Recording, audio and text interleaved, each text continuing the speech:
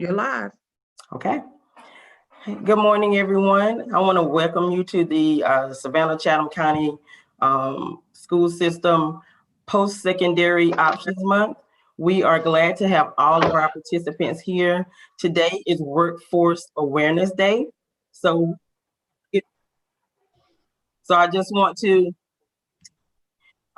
make sure that we have a wide variety of people to share information with you regarding different jobs and opportunities that are out there for our students. Good morning, I'm Ms. Jackson, school counselor at Jenkins High School. Thank you all again for joining us for day 4 of our panel for our workforce panel.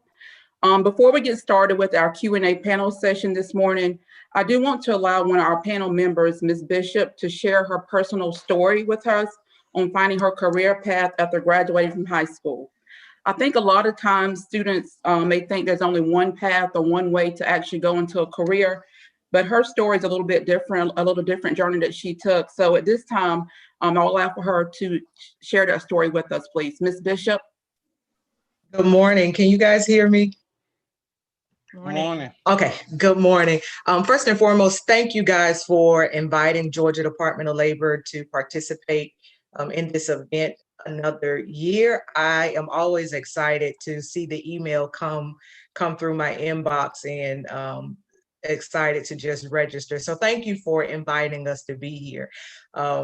Ms. Jackson, when I got your question, I was thinking that this part of the conversation was going to be another day. So I'm over here sweating, like, what do I say? Just to kind of make it quick and not take up too much time, you are correct. When I was in college, and I'm going to share my age, I graduated high school in 1996. I was raised and born and went to high school in a very small town called Twin City, Georgia, in Emmanuel County. I was a star athlete, came from a good family, and it was expected and anticipated of me to go to college and do well as I had done in high school. But the reality and the truth is that I did not know what I wanted to do, and I was not interested in going to college. But I didn't have any options. I didn't know what my options were. So I did what was expected of me from my parents, from family, friends, community. I enrolled, took the exam, the SAT, and I got a score good enough to actually be accepted into where I would eventually graduate, my alma mater, Georgia Southern. But being there, I was frustrated, I was aggravated, I didn't want to be there. But again, I did not know what my options were. And that frustration manifested and realized in that I was a horrible student. I played intramural sports because I was good at that. I knew that I was great at my hands, and but I was a horrible student. I went to the classes that I enjoyed, such as history, literature, things like that. But I did not put forth any effort because I had no desire to be there. But again, I did not know what my options were, and I had nobody that could see that frustration in me, to see that lack of desire. I had no one that could pull me to the side and say, "Hey, young lady, what's going on with you? What you're not living up to your potential. Let's talk." I had no one to do that. I had to figure it out on my own. And what happened is that I ended up being expelled from college so many times that I'll never forget. One of the academic provosts, she sat me down and she said, "Young lady, you need to grow up. You are immature. You don't need to be here. I am not allowing you to return under provisional status again. You will sit out and you will mature." And that crushed my spirit because I never had anyone to tell me that I needed to grow up, that I needed to mature. I had no one that spoke to me in that way because in high school, I did extremely well. But outside of that, I didn't know what I wanted to do. And so I ended up sitting out for, at that time would have been, the expulsion was for a full academic year. I ended up staying out much longer than that because my attitude was, if I'm not going to be serious about this, then why am I going to go back, continue to disappoint family and friends, disappoint myself, show myself as a failure here, and not get anything accomplished and done?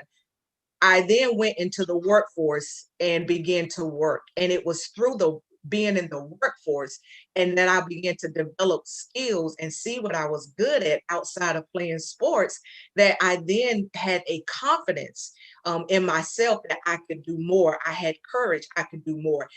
God's blessing and God's grace is amazing that he brought into that organization. I was actually working at Walmart, a career advisor at Georgia Southern that saw something in me, took me to the side, and she began to mentor me. And she helped me to get reconnected, readmitted into college. And from there, at 24 years old, I was expelled at I think about 18, and I would not go back to school until I was 24, 25. So here I am sitting in a college classroom with 18, 19-year-olds, a non-traditional, at a non-traditional age. And I'm starting my college career over again because I then had someone to help me to know how to navigate. Fast forward to 2016, excuse me, not 2016, 2020, I share with young people all the time my career as a young person. I started out very undecisive, not very unconscientious of where I wanted to go. And today I can walk into an organization and ask for the head person and with no issue. Again, your start does not necessarily determine how you were finished, or it doesn't determine your destination. You're going to make mistakes. You are going to get it wrong. You're not going to get it right, but it doesn't mean that you're not on the right path to where you need to be. Today, I sit as the president of a nonprofit organization that is a global organization. And I share with them all the time, if you guys had known my story, where I started, you would not have qualified me to sit as your president today of this nonprofit organization of primary decision makers and influencers in their companies. So my message to young people is that right now you may not know what you want to do or what options are available, but you've been blessed, you've been graced with individuals such as your advisors and educators and those of us in the workforce to come back and pour into you and to help you understand, you know what, you have a purpose and a greater why in the earth than what you're seeing right now. Thank you so much, Ms. Bishop, for getting that started with us with that inspirational story. Those are some great words for our students to live by, because like you said, we don't always know what path we may actually go on. So we may have one thing set in mind, but you know, life just throws curveballs at us sometimes. It takes us on a completely different path, and that's okay. And I'm glad our students can hear that story, that it is okay if your path does not go as planned, okay? Yes. So we're going to get started with our Q&A session at this time. As we get started, before we get started with the Q&A, I'm sorry, could I have everyone to just actually introduce yourself? Because I just realized I didn't do that part first. I'm sorry. Could you introduce yourself and tell us what company or organization you are representing today? Hello, my name is Kimberly Bousquet. I am a local real estate agent with Scott Realty Professionals. Hello, my name is Officer Felicia Williams. I'm a recruiter with the Jacksonville Sheriff's Office in Jacksonville, Florida. Hello, my name is Good Michael. morning. My name is Felicia. All right. Good morning. My name is Mike Juan Green. I'm the president owner of M Green Productions Photography and Publishing.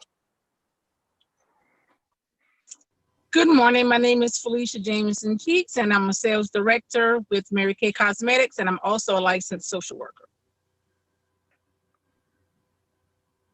My name is Jerome Irwin. Good morning. My name is Ricky Rogers. I'm a lead trainer here at Lineage Logistics.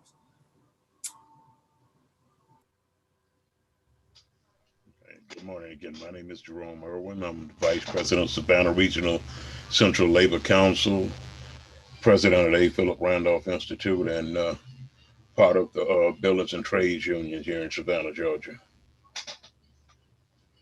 Good morning. My name is Ashley Payne, and I am the Health Careers Coordinator for Magnolia Coastlands AHEC.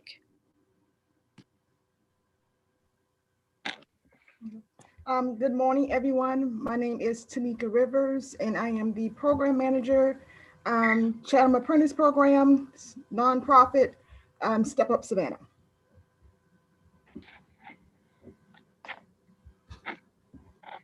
Good morning, everyone. My name is Jordan Ambrose. I'm a production superintendent at Interfor. It's a lumber company based here in the Southeast and headquartered up in Canada. And I work at the Meldrum Mill. Thank you for having me.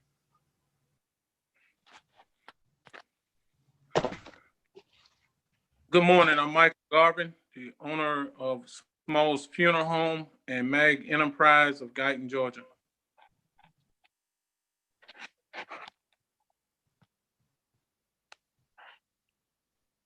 Okay, I think that was everyone. I'm sorry, Ms. Bishop, go ahead, I'm sorry. Do you want, I was just going to say good morning again. I am Tammy Bishop. I'm a business services representative for the state of Georgia with Georgia Department of Labor. Okay, thank you all again for joining us this morning. So we will now go into our Q&A session for you all. Just to get started. Mr. Jackson. I'm sorry. We got one of our representatives, Terry Lee. He's on the phone. Okay, Terry? Mr. Lee, do you want to introduce yourself quickly?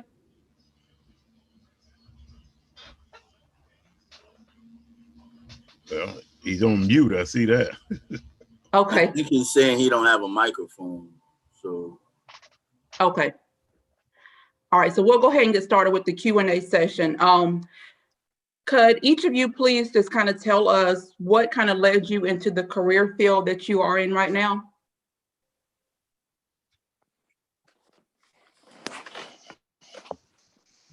You want me to start off? Well, hard work. First of all, hard work led me into the field that we're in right now. If you could mute yourselves while the other participants are speaking. Ma'am, I'm sorry. Hello?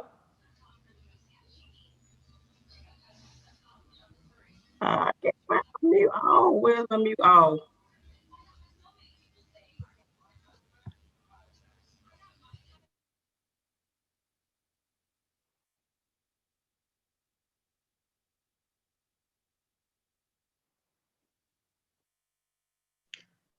Okay, I found it, Ms. McGuire. All right.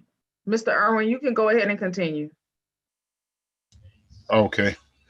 All right. Actually, hard work led me into the field I'm in today. I started out as a longshoreman and went into the trucking business. I own my own trucking company for 32 years. And doing that, I became a union member with Teamsters Local 728. Then I became president of the local Savannah Regional Central Labor Council. And then I became president of the A. Philip Randolph Institute. But with the Labor Council, when I became president, I found out that there were apprentice programs out there that we knew nothing about. And I introduced the apprentice programs to the school system. And we created a program called Building Futures. And that's about where we're at right now, trying to help build futures for young people who have no idea that they don't want to go to college, but they don't know what they want to do. So we want to give them an opportunity to do something that is constructive instead of destructive. And that's just a brief introduction to what I'm doing.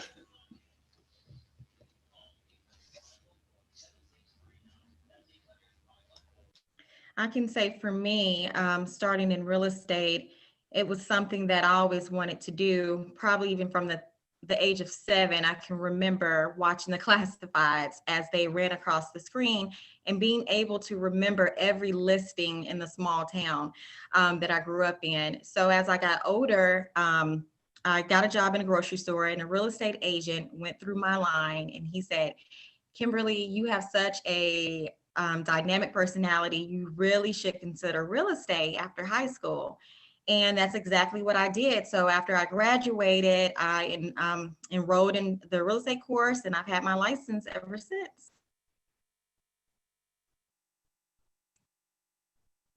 I guess I'll go next. So for me, right after high school, I joined the military, and I thought I would make that a career path and I would retire at 20 or after 20 years. Well, unfortunately, I got injured, and in 2018, I actually got medically separated from the military.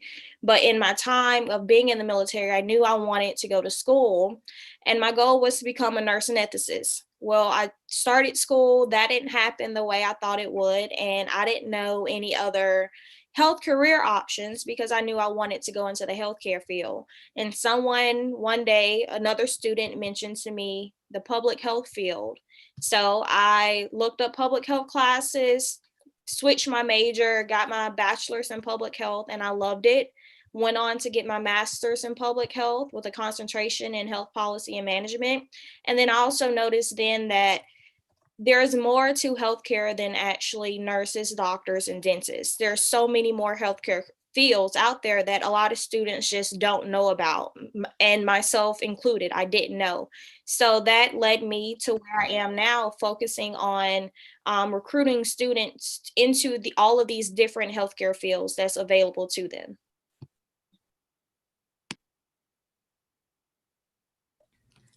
Hello again, I'll Officer go Williams. next. Oh, sorry. Wait a minute. You want me to go ahead? Okay.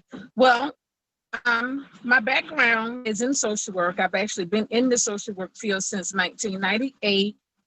And I'm sorry for the noise because I'm outside. What led me to that is just where I grew up at and the things that I saw, and it led me to believe that social work is where I needed to be as far as helping people. So lo and behold, I got an academic scholarship while I was in high school, and I had to come up with something that was going to allow me to help people. So I jumped straight into the social work field. Didn't I have anyone that I spoke to, no family guidance, just kind of went for it because I thought that that was what was for me. I finished my bachelor's.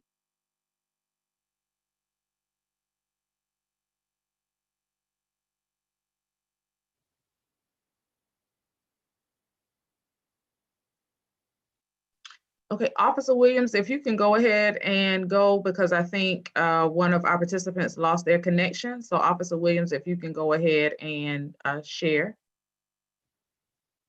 Sure, no problem. For myself, I did things non-traditionally as well. When I was younger, I always knew it would be either law enforcement or the medical field. I grew up north, so my family taught me about, working for like city jobs, or, having a pension, things of that nature. And I always knew I wanted to help people, so it was going to be one of those two fields. However, college was not my thing. I just wasn't interested in college. So I tried some community colleges. I took a few classes there. I joined the reserve at 21. And then I got a job here in Jacksonville working in the IT field, like lower level IT field. Didn't really care for that. And what I was trying to do was get my degree so that I could become a police officer. But I was just struggling with that. Well, one day, about 16 years ago here in Jacksonville, a little girl got killed. She was reading a book through a window and she got killed. And they had a rally for her downtown. And I was walking through the rally and a recruiter grabbed me and asked me what I was doing with myself. And so I kind of explained to her and she talked to me about corrections. I met the qualifications for it, so I gave it a shot. So while I was still in the Navy Reserve, I went through the Corrections Academy, and 14 years later, here I am. I did obtain my police officer certification, and I do work as a police officer from time to time because with the Jacksonville Sheriff's Office, there's certain things you can do where you can work as a police officer while you're a corrections officer. And I did end up obtaining my degree in like my 30s, my early 30s. So I was able to get that accomplished as well. Mr. Rogers, can you tell us about I'm sorry. Can you all hear me? I'm sorry. Yes, Ms. Jameson. Okay, I was speaking earlier, but then I saw the connection went out. So I wasn't sure if you heard anything that I said and if I needed to just, wait to be next after this next person. You can go ahead now, that's fine. You can go ahead and finish up now, that's fine. Okay. I'm sorry, my connection went out. I'm not sure what all you heard, but I won't repeat everything. I did go on to get my master's degree in social work, and some years later, I did get my license in social work. So I'm licensed in North Carolina and Georgia. Recently, I was a medical social worker, but my background is mainly in mental health and counseling. I decided about 2 years ago to relaunch my Mary Kay business because social work was actually burning me out a little bit. And I realized that even though I love that, it was no longer my passion. So that's part of my advice to young people is knowing that sometimes things do change and that your passion changes. So over the past 2 years, I've built my Mary Kay business, most recently became a sales director, most actually earned my first free vehicle. And the reason why I chose to change is because I have 3 high schoolers and I want to be able to be available for my family and be my own boss. And I plan to eventually be back in social work maybe next year. You do have options is what I want to advise young people, whether you're working for someone else or working for yourself, but there's lots and lots of different avenues that you can take if you decide to go into the field of social work. Thank you, Ms. Jameson. Mr. Rogers, can you give us tell us briefly what led you to your career field, please? All right. Now, I've heard everybody else, and I'm going to tell you, my path might have been a little more shakier than the rest of you. I can see a lot of y'all kind of was doing it and kind of in a field where you kind of knew that's what you wanted to do. Me, I kind of maybe took a path that was, around a couple corners. So we ain't gonna even go that far back. We'll kind of bring it a little forward to where, because I had made a move from where I'm originally from, and to the area in which I went to, most of the work that I was accustomed to doing wasn't there. And I guess through like the different temp agencies and what have you, I found myself constantly being sent to warehouses. And so I figured since I'm going to be here, I might as well go ahead and fully immerse myself into that culture. And to come and find out I actually enjoyed it. And so slowly but surely, I developed my skills as far as, being able to operate the equipment and getting an understanding of basically how logistics are run overall. I came here to Lineage Logistics where kind of by happenstance, because I was actually working somewhere else, and just so happened my children went to school down the block from here, and they had a big sign that said that they were hiring. It cut my commute, so I said, why not? I wound up coming in, and starting from just a regular forklift operator on the floor, just with my own personal work ethic, I decided that, let me learn some other things because I just like doing that, truthfully. Plus, it also gives me the opportunity to have extra hours aside from what they already scheduled me. Then, again, not really wanting to, I was slightly pushed into a leadership position by my co-workers because they felt like that's where I belonged, and we had an opening and no one wanted to fill it, so I decided to go ahead and why not, let me go ahead and dab into that. Then through doing that, we kind of, I guess you could it was recognized that I have a certain skill at helping the newer people actually catch on to what's going on. And I guess through, just my own, from what you can see from me, everyone felt like I'll probably do better into this position here as actually being a trainer and helping the people that are coming in to learn the processes. And, you know, I've taken high school, no job ever, and I've trained them up to basically, they're like a step away from being a lead at this point. You know what I mean? And it's just, I don't know. I guess I did have someone say that they believe that maybe this is my calling, because it seems like I do it so effortlessly. So I don't know, man. That's kind of where we're at this point. All right, thank you, Mr. Rogers. Ms. Townsend, can you tell us briefly what led you to your career path, please?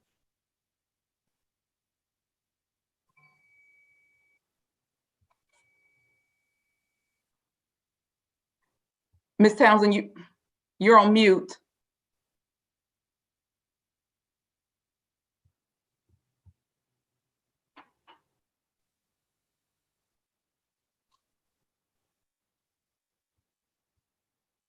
Okay, we'll see if we can come back to Ms. Townsend. Mr. Ambrose? Yes, ma'am. Originally from Atlanta, Georgia. Grew up there, went to high school there. Barely survived high school in the sense of passing with definitely below par grades. I knew that college was not for me. I was in no way, shape, or form more mature enough to even try to go, because I knew 6 months down the road I'd probably be coming back home to my mom and dad. So talked to a whole bunch of military recruiters, joined the Air Force. I did 6 years active duty building bombs for fighter jets, bomber jets. Traveled around the world and had a great time when I was involved in the military. Building bombs, I also too got involved in the transportation of weapons and missiles and rockets and everything like that. I had no idea it was logistics related. I had no idea what that even was, and that was how I got involved with that. And surrounded by a lot of good people, and they really pushed me to keep learning and to go to school. And so when I was in the service, I got my bachelor's in business. Then I went back for my master's, and I got that in logistics as well. And then from there, came to the end of my enlistment. I realized that maybe it was a little safer to not work with bombs, maybe try my hand back at the world, maybe a little bit more mature this time around. And so I separated back in 2017. Worked in South Carolina for a year, and then I found Inter4 online one day going through Indeed, and they were looking for a production superintendent, and it was very logistics based and working with people. And the thing that I think I was really most afraid of as a young person trying to get involved with, which was, working with people and kind of getting out of my comfort zone, was really what, led me kind of back to applying with Inter4. Came in, applied. I'm still trying to figure out what made them say yes, because it's just been it's been a really great place to work. And one of our mottos is start here, go far. And just as Miss Bishop said earlier, it's not about how you start, it's about how you finish. And your life's a story, you're the author. And just, keep an open mind, keep learning, and you can do anything you want to in this world. No one can tell you you can't. Thank you, Mr. Ambrose. Ms. Rivers? Okay. A lot of times you question your why, your reasons for doing things. Mine was kind of like a family thing. I was raised here in Savannah by my grandparents, who always instilled education, always pushed education.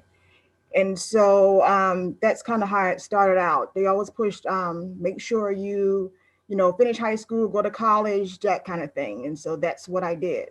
I went into social work. That's has always been my passion. That's always what I've done. I knew I was going to get rich at it, but that's really where my heart has always been. And it's kind of one of those stories where you, due to family issues, you end up moving in with your grandparents. And I always say, if it wasn't for my grandparents, who were 4th and 6th grade education level, I don't know where I would have been. And that was my motivation to push through, throughout that time period. And so that's kind of how it started. As far as going into the education field, I started out, I did DFACS, I did Greenbrier, I did all of those things. And it's been going on almost 27 years. So I did Johnson High School for over 13 and a half years. And it was always kind of like putting them high school students in the job market. And so I've seen a lot, I've heard a lot, I've dealt with a lot. And so I've learned that the poverty rate in Savannah, beautiful Savannah, historic Savannah, is over like 26%. And the households here is led by single parent households of African-American females. So after dealing with that, I said, you know what? Let me see the root of all this. And that's where I am now. I'm dealing with African-American females and seeing what's the core of that, you know.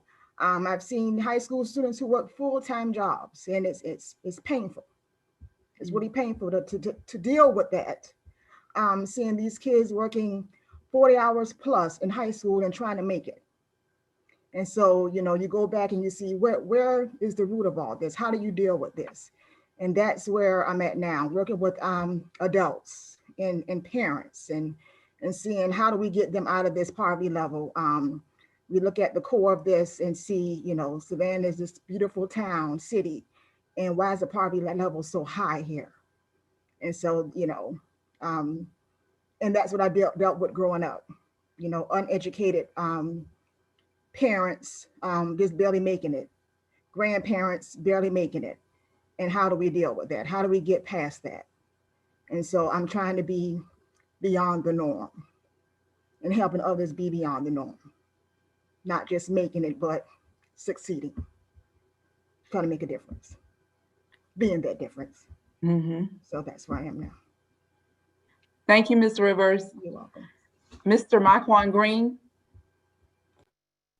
Hello, everyone. At 12 years old, I had a dream to not only run a business, but to be a photographer. My grandmother and my mom, they brought me my first camera at Christmas. And you know how at grandma's house, you have a curtain that may have one solid color in the middle and it has two other colors on the side. I stretched that middle curtain out and that was my very first backdrop. I took pictures of some of our family members. I printed them out on a regular HP printer and I made my first $5 selling that picture to a family member. Little did I know that that $5 picture would turn into a local business here in the Savannah, Georgia area that's growing and growing every day. Today we have 7 employees and we're continuing to grow to serve not only churches, businesses, government contracted work, we do political campaigns, and we're just continually growing every day. So I could tell you a lot more, but as we continue to go through this, I'll tell you some more. Thank you, Mr. Green. I'm just going to add, Mr. Green is also a Jenkins High School alumni, class of 2019. All right, Mr. Garvin.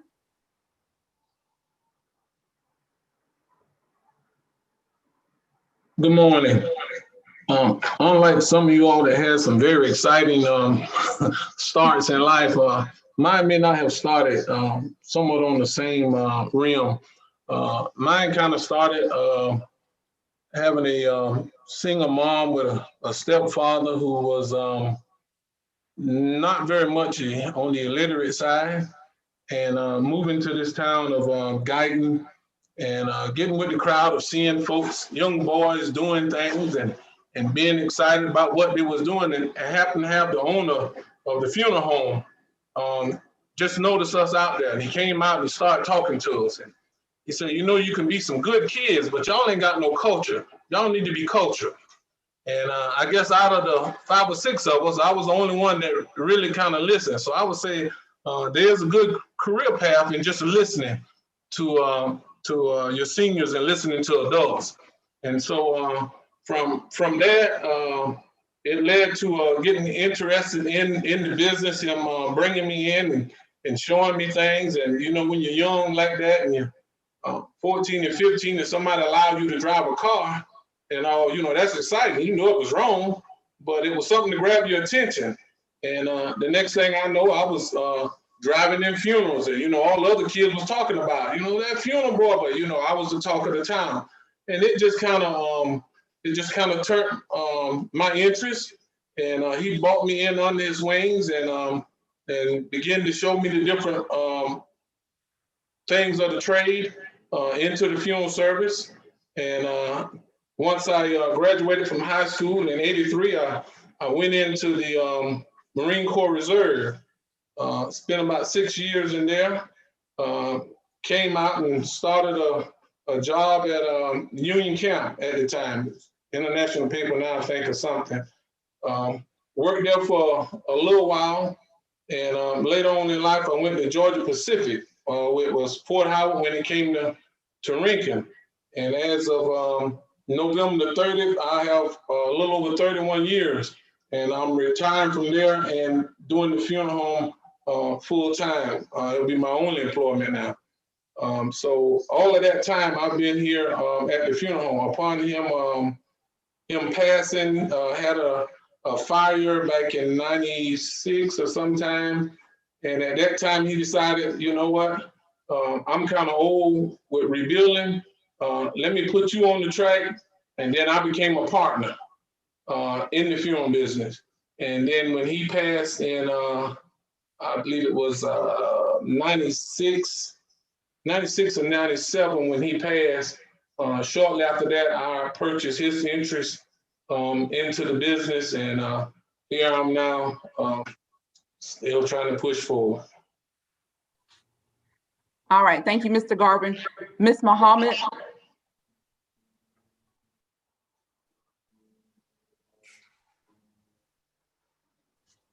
Okay, you can hear me? Yes, ma'am. Okay. Well, I got started in the workforce at the age of 14 and a half, working at the Nellis Air Force Base. And, you know, everyone kept, you know, pushing college on me. And I went ahead and went to college. But what I found throughout all the years of me working is that the skills is what really counts. And I started getting into the apprenticeship for programs and the different start connecting with some of the workforce boards to see about some of these short-term occupational training classes for those who don't want to go the college pathway, to be able to go into a short-term training program and get a credential, get the hands-on experience and land a position, as well as the apprenticeship programs where they can earn while they learn a trade versus going the traditional route of college when you might come out and not get a job because you don't have any experience. So I was just happy to be able to work at such a young age and continue working in the field, in the administrative field, which ultimately led me to have my own business now and have clients like independent electrical contractors and the different work source boards around Georgia. Thank you, Ms. Muhammad. Did I miss anyone? Okay, I think everyone is okay. All right, our next question is actually going to be for Mr. Green. He is a young entrepreneur that just started his own photography career. So Marquand, can you kind of just tell the students how did you start your business? Like, what was it that motivated or jump-started you with this photography business? And what are some of the challenges you face as a small business owner? Well, you know, the biggest thing is that I mentioned that I had a dream, and I learned really quick that a dream is not something that is taught. A dream is not something that you can buy. And ultimately, that dream was accomplished through, it's being accomplished through experience, through different opportunities, through meeting new people. Ultimately, I studied the craft. I learned how to take pictures. I got a job. I got to feel what it was like to be the person that was the employee. I got to be a secondary photographer for weddings. Many of you guys may know Mr. James with Upscale Images. I worked with James for 3 years. And as time went on, I gained my wings and I went on and I went to do my own business. Mr. James and I are still very close today, and he's someone I can definitely call on. So having a great mentor, someone that's able to answer that call when you face difficult times and that's there to answer those tough questions about what it's like to be in business. I would say that, you know, as growing up, one of the things when we talk about struggles, one of the things that I got to hear was, you know, I need a job. I need to do this. I need to get a job. I can't find a job. But one thing I found out on the other end of being a business owner is that folks get the job, and I'm sure a lot of folks in here are going to agree with me. Folks get the job and don't do anything. So one thing that you learn quickly is that managing staff can be the hardest part of running a business. It's not so much the craft. It's not so much of making sure that the clients have what they need. I call that the easy part. Managing staff and making sure that everybody's doing what they're supposed to do, and everything's being done in a timely manner can be a very difficult piece. Ultimately, you know, when it comes to day-to-day operations, I don't look at anything as a bad thing. I look at it as something that's preparing us for something greater, something that's a challenge now that I'm taking for experience to learn from. So that way, when it comes the next time, we're able to handle it. Ultimately, in the business that I'm in, when it comes to marketing, we work directly in teams with other companies. When it comes to political campaigns, we work as a team member within those political campaigns. In churches, we work a part of the church media team. So therefore, we work with people all the time. We work with different groups that are trying to accomplish goals. And therefore, it takes like-minded people, people of creativity, people that want to see other folks do well. It takes those kind of folks to be around. So to get into, I read over some of the questions, and I told Ms. Jackson I have a 12:30 to get to, so I want to give you as much as I can right now because I don't have to get off. But I want to say, just to go over some of the questions, to get into this trade, it's not hard, but it is something that you definitely have to learn. I've hired folks from Savannah State, I've hired folks from SCAD, I've hired folks from Georgia Southern, and I can say that coming from those different programs, they teach you a lot, but they don't teach you everything. You have to work hard yourself to learn the craft. You have to work hard to understand that it's not just learning how to take pictures. It's about learning how to do business with people. And that's something that, you know, you have to almost learn with experience as well. So I'm not saying don't go to college, because college is really important. But what I'm saying is that you also have to put in extra work to learn the things that college is not going to teach you. When it comes to pay in this field, you can make as much money as you want. I've done photography, not just in Savannah. I've traveled across the country taking pictures, doing weddings, doing different events. I mean, you can make it a freelance job and make $500 a month, or you can make it a career like I am, and, you know, make over $100,000 a year. And I would say that, you know, the harder you push to do this trade, it's not just about taking pictures, and folks get that confused. I facilitate, I organize, and I run the business more than I take pictures. And that's what this is all about. In fact, I can't tell you the last time I really touched the camera, because ultimately running the business is the full-time job. And we mentioned, when I had a dream, it was not just to take pictures, because I have to tell folks, they always say my Quan the photographer. No, my Quan the businessman, because right now I believe that I've learned a lot in this short time of running business, that you could give me another company with a different name that didn't take pictures, and I believe that I would do a pretty good job at it. So I would just say, whatever it is that you desire to do, even if it's not taking pictures, if it's opening a hair store, I ask folks this all the time. Two things: what's going to make you different, one, and two, who said you couldn't? Who said you couldn't open that hair store? Who said that you couldn't be that musician? Who said that you couldn't be the rapper? All you have to do is push more towards that dream, and you'll be able to accomplish. Thank you, Marquand. Appreciate that. All right, our next question, just a general question. For those students who are leaving high school and want to go right into the workforce, what kind of job opportunities do you all provide for those students? Such as Ms. Muhammad, I want to put you on the spot for just a minute. I know you mentioned you have the independent electrical contracting company. So can you tell students briefly how they can actually get started in that field if they wanted to go into that field working with you? Yes, if they wanted to get into the electrical industry, they simply just apply online. Once we get their application, we immediately connect them with employers. The employer will hire them on, and they pretty much start working right away.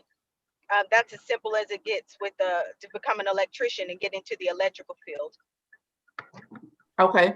The other types of jobs through my company, Project Outsource Connect, we actually have opened the door for administrative and marketing positions for entry-level youth. We have a few students that came from DeKalb County that's been working with us for a few years. Since they were 15, they brought their work permit in. They've been working with us and making a decent hourly wage.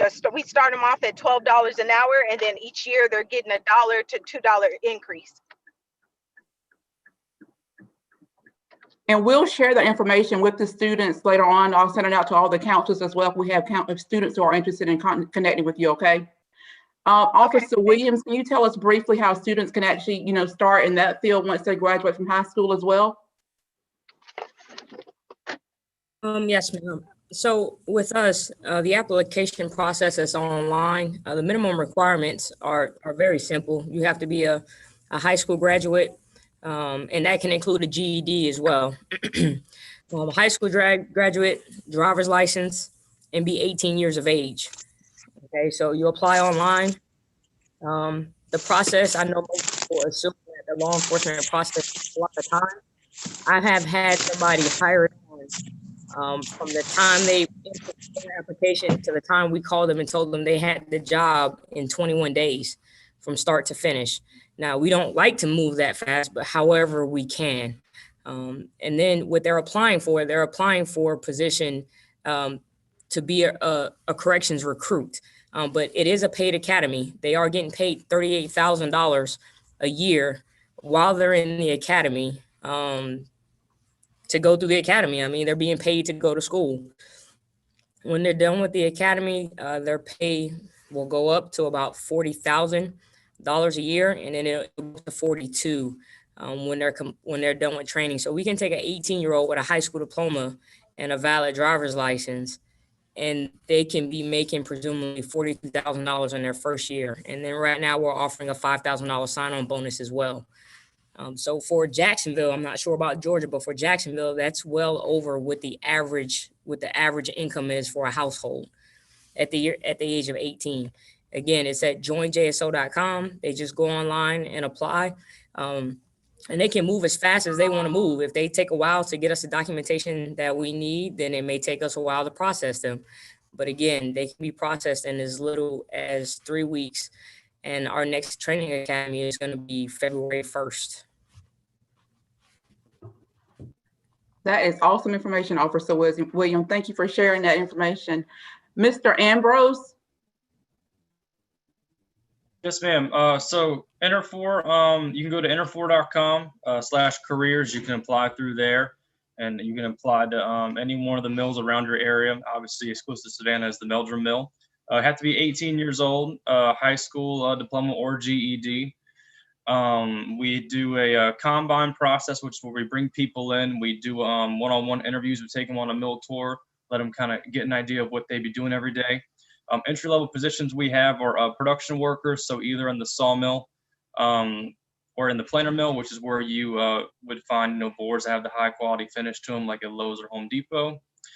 We have a millwright apprenticeship program for any people that are interested in maintenance, so welding, things of that nature. Heavy equipment operators, forklift operators.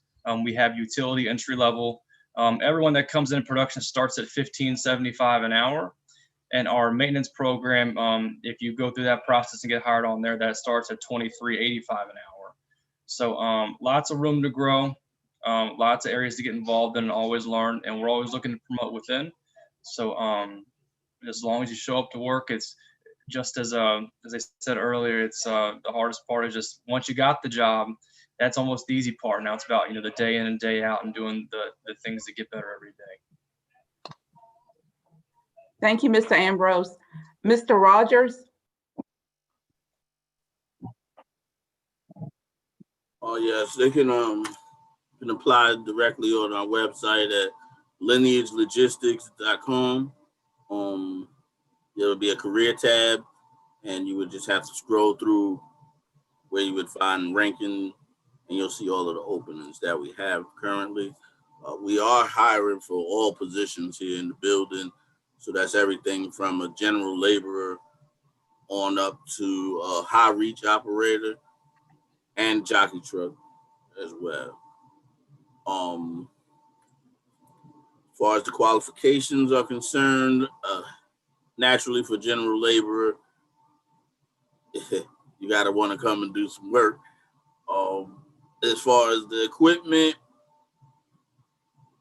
they kind of do want you to have some experience on equipment, but truth be told, I can train anybody from, again. So it really doesn't matter. Like if you come in as a general laborer, that doesn't mean that that's where you're stuck at. If we could see that you have a good work ethic about yourself, we have no problem with moving you to that next level. And as long as you keep wanting to move, I have no issue with keep pushing you along. You know what I mean? As far as the starting with the pay, it's 13 something is the lowest that they get paid, but they have changed it since, so I'm not 100% sure exactly where it's at, but it's at 13 and some change. And that would be, again, for general labor. And then it goes on up to coming in the door, I guess. I want to say that the highest coming in is probably like around 17, but again, that's starting. We do have currently a bonus program that they're giving out, whereas over a course of certain months, you'll get another incentive. It goes up to $1,000. So that's another thing that's incorporated. I wish they had it when I started, but no, that didn't happen. And yeah, that's it. Really. All right, thank you, Mr. Rogers. Mr. Irwin, do you offer any opportunities for students to come in for employment after high school, offer services to them as well?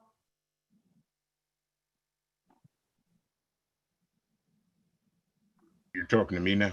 Yes, sir. Oh, okay.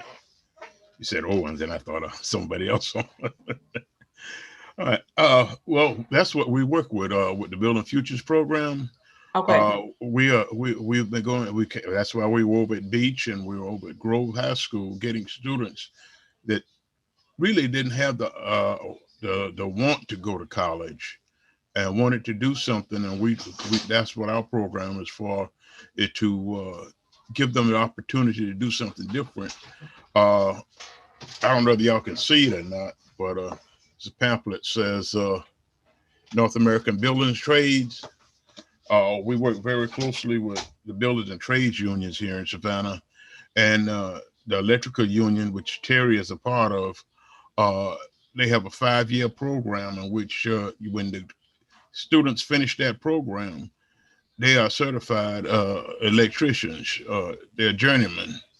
We have carpenter programs. We have masonry. We have heating and air conditioning, welding. We have all those programs, those positions that we can put the students into learning, and they get in from the very beginning, and they finish the class. They've got a well-earned education, and they're making a lot of money while they're learning because they earn as they go. When they get into the program, they are put to work, and when they go to work, they go to school 2 nights a week, sometimes 1 night a week, and that's the way they get to learn. And they don't have a whole big college fee that they had to pay when they finish. So that's the opportunities that we give them with the builders and trades unions. All right, thank you, Mr. Irwin. Yeah. All right, it is 12:25. So at this time, I do want to look in our chat box to see if we have any questions for any students at this time to address. Let me see. Not right now. We did have one that just wanted the reps information, but we will provide that to them. Okay, thank you, Ms. Nobles. Okay, Ms. Bishop and Ms. Rivers, can you real briefly, just tell the students what type of services you provide as far as like at your career service locations, as far as like resume writing, interview skills, and so forth, and what kind of I guess interview questions would typically students be asked when they start out for that first interview as well?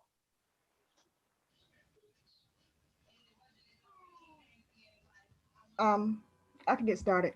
What the program that I have, that I'm involved in, is called the Chatham Apprentice Program. And it is I like to say, it's a 4-week, right now it's online because of the pandemic. So everything's online, but it's typically in person, and it's usually held at the 2 city centers. One of them is the Moses Jackson Center, which is in the West Savannah area. The other one is at Park, Pennsylvania Avenue Resource Center, which is directly across from Savannah High School. and it is 4 weeks, 80 hours of training. And so during that time, they get soft skills training, they get healthy eating from UGA, they get 1 week of counseling from what's called HUGS, which is Heads Up Guidance Services. They get money management twice a week. And they also get employees come in. Matter of fact, Mr. Rogers is one of our individuals who come in, and he offers services. Mr. Ambrose, I don't know if he's going to come in or just Interfor, someone from Interfor is going to come in and offer jobs. And so we also have other international paper. We have Amazon and all these places in logistics. Because once they complete those 80 hours, 4 weeks of training, the incentives that we offer would be either a TWIC card, which is the Transportation Workers Incentive credentials, or we offer the forklift training, or we just added a ServSafe certification. So we pay for those 3 things once they complete the training. So those are the 3 things that we pay for. We know that ServSafe and hospitality is not a high paying demand, but we know that Savannah is high on hospitality, and there's a hotel on every corner, on top, behind the hotel, on top of hotels, everywhere. So we know they would be able to get a job in those 3 areas. And so those are some of the things that we do pay for. You must be 18 of age or older, because we know that to operate the forklift or get onto the waterfront, that you must be 18. So those are some of the things that we offer as part of the training. So right now our classes is usually 4-week rotation. So our next class is actually Monday. And then after that, we'll have another class that starts in January. Okay, thank you, Ms. Rivers. Ms. Bishop?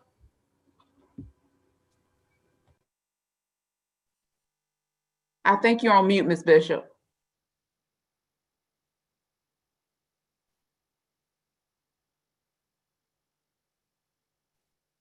Okay, I think we may have lost our connection. Ms. Kimberly, can you tell us with the Realtor company, if you offer any opportunities for students right after high school, or how they can kind of get started with that as well, quickly? Yeah, sure. So of course, we're always open to bringing on new agents. However, for high school students that are coming in right after high school, I would always suggest that they get with a company that will allow teams. I know, like Keller Williams, for example, they have tons of teams where they will take on new agents that don't have any leads themselves, or don't have a large client base, and they'll put them on a team where they can just be a buyer specialist, where they only work with the buyer leads that are coming in. So that is very helpful for new agents. Of course, you will need a high school diploma or GED, be at least 18 years old, and then you would go through the real estate course, which is about 13 weeks. It's no more than $450 for that course. Once you are licensed, start to reach out to real estate companies such as Scott Realty or Keller Williams, and see if they have that opportunity for you to join a team where you can be given leads and only work with buyers or only work with sellers. Okay, thank you, Ms. Kimberly. Ms. Payne? Yes. So pretty much with us, with Magnolia Coastlands, we work to help recruit or get the students into the different healthcare careers. I'll make it short. Our information can be found at magnoliacoastlandsahec.org. And every healthcare career, there's a book, entire book that covers every career option, education requirements, salary, schools that offer the program, everything which is available in this book. There is an online PDF version on our website. And so that's pretty much what we do, just help recruit the students and get them placed into those health career fields that they want to go in. All right, thank you, Ms. Payne. Ms. Bishop, can you hear us now? Yes, I can. Can you hear me? Yes, ma'am.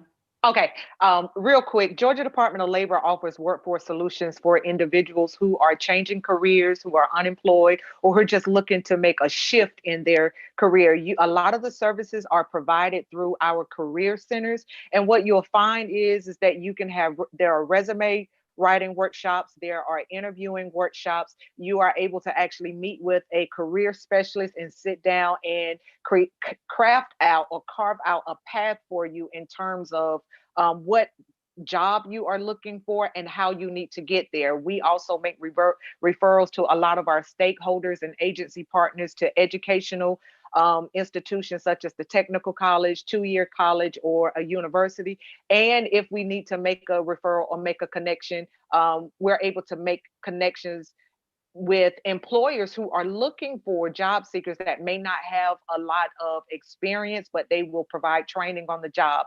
One of the features that we have rolled out, I think out in 2015, that streamlines a lot of the job search for individuals and even for young workers such as your students, is our applicant tracking portal that is called Employer Georgia. And what it does is a dual portal that allows job seekers to go in, create a profile, also to upload, create, or copy and paste a resume, or they can use the questionnaire that will format their information into a professional resume for them to email, download, or to send to an employer. And they can also search for jobs and refer themselves to an employer job that's listed in our site. It is also a portal for job seekers, for employers who have jobs that are available in their company and they are looking to find the workforce. And they will upload their jobs and they are able to flag resumes of individuals who have a skill set that match their qualifications or their requirements. So it's a dual system that kind of interfaces with each other and allows the job seeker to find the employer and the employer to find the job seeker without us really needing to intervene and assist. All right, thank you, Ms. Bishop. Okay, for the sake of time, we are going to conclude things at this time. I would like to thank all our panel members for coming in with us today and talking to our students about the different career and job opportunities out there. This has been very useful and helpful information for our students, and I will send your contact information out to the other counselors so that way students can connect with you all if they want to, okay? Ms. Nobles? Again, I want to thank all the panelists for attending today and for the wonderful stories of how they got to their careers and just encouraging our students. So we do thank you for your time today. Thank you, everyone. Thank you. Thank you all.